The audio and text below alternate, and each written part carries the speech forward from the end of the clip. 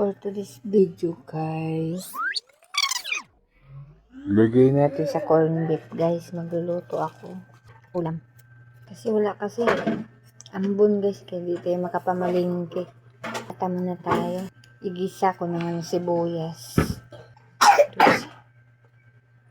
Dosi yan guys, binili ko sa tindahan.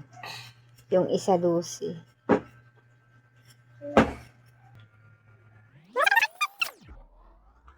Napakagulo. Lapit na ba talaga sa kutsilyo? So ka doon. Mark dyan. Uy. Usog yan. Hirap guys no pag ano guys. Maliit pa yung mga anak guys. Pag ikaw lang mag-isa. Yung kapartner ko guys pumasok na sa trabaho eh.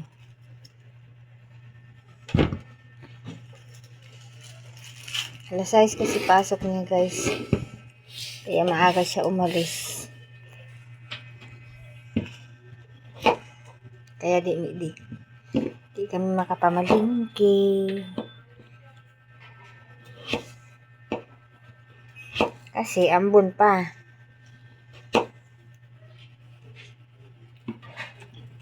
Kaya ano na lang tayo, corn beef, lagyan natin ito. Pasensya na po sa ano ko guys, sa mga audio ko kasi sa boses ko ba kasi minsan nawala, minsan pagaw.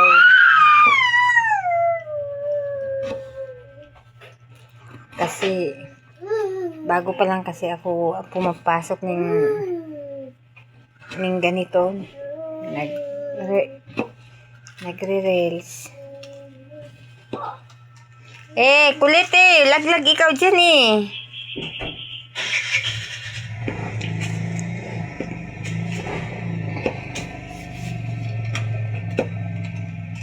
Habang magluluto ako nito guys, so bantay ko pa yung isa. Napakakulit guys. Nakakatakot na hindi natin mahulog talaga.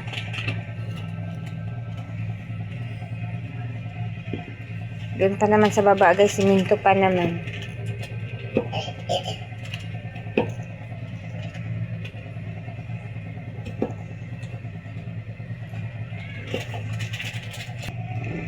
Lagay ko to sa corn beef guys.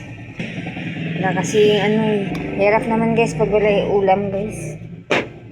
Yung kanin ba, apla. Kasi di kagaya nung laon yung bigas namin. Galing kasi yan sa agency namin, di naman kami bumibili ng bigas. Ay, hindi kan. Kaya napilitan kami. Magpili ng bigas. Hindi naman kami bumibili ng ganun. Sa agency lang yun guys. Buwan-buwan nila may 50 kilos sila matatanggap. Mamaya ipapakita ko sa inyo. Nilagay ko nga sa malaking balde kasi yung daga grabe, kahit anong lagay ko pa sa taas, tatalunan talaga nila.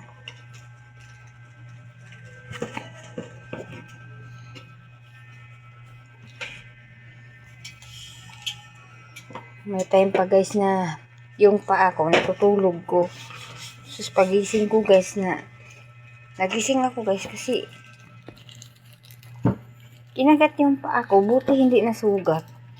Naramdaman ko na lang yung paa ko masakit. Para bang ang tawag yan, giingkit, kinagat. Tapos hinila ko agad yung paa ko. Kaya pag ko, safe naman, hindi naman nasugatan. Grabe, napakalaki kasi yung daga dito guys. Kaya di mo akalain na yung daga ng mga gat na mga gat na ng tao. Sarap ng tulog mo pag para kang nanaginip na kinagat. Nanaginip ng ba. kasi napakasakit eh. Kit-kit yung agi, kinagat yung paa. Pangatlo na ako naka-try niyan guys. Nakasigaw ako. Kasi masakit guys eh. Kinagat yung paa ko.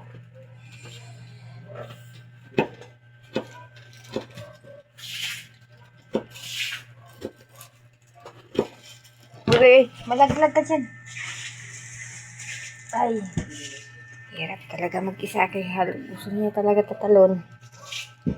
Hindi pa nga tayo tapos nito Mark dyan eh. Mark dyan.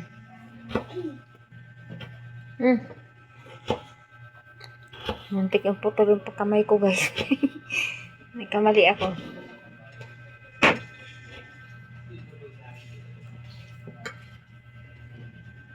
Sana guys mag-success tayo dito guys.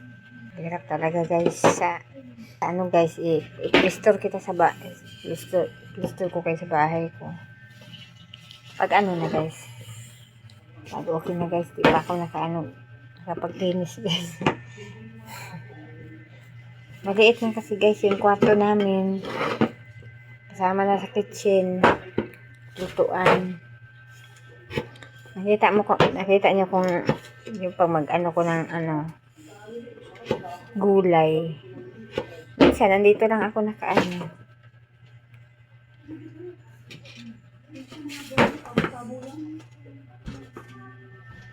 Kasi nga guys, maliit lang kasi napakasikip pa.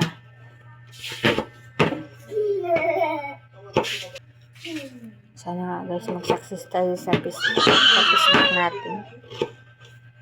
Sana guys, panoorin din nyo yung mga videos ko. Hindi natin alam na yun pala ang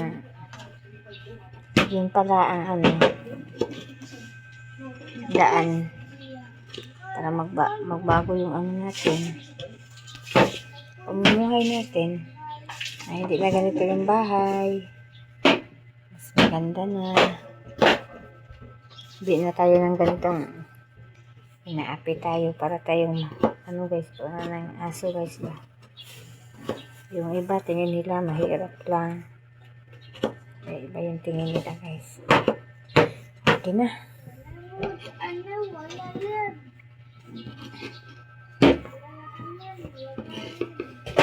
Sana guys panoorin nyo yung videos ko guys.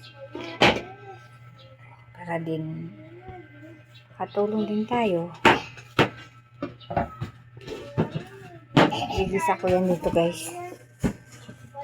Sibuyas.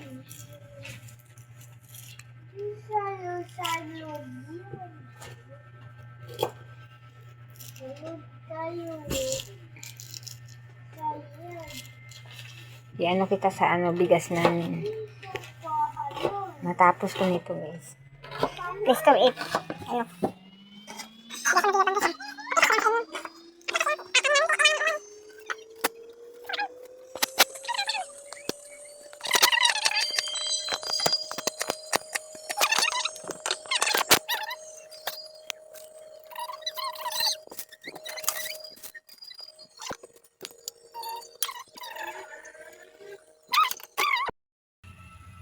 Ito na siya guys. Ito na guys. Wala pang corn beef guys.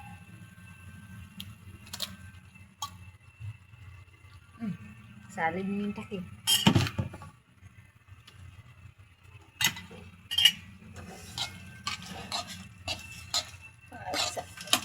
Almusal natin guys. Yan. Takpan na natin. Tapos mikos. Ayan na guys, masarap guys. Luto na. Try na tayo. Luluto na. Ayan na guys.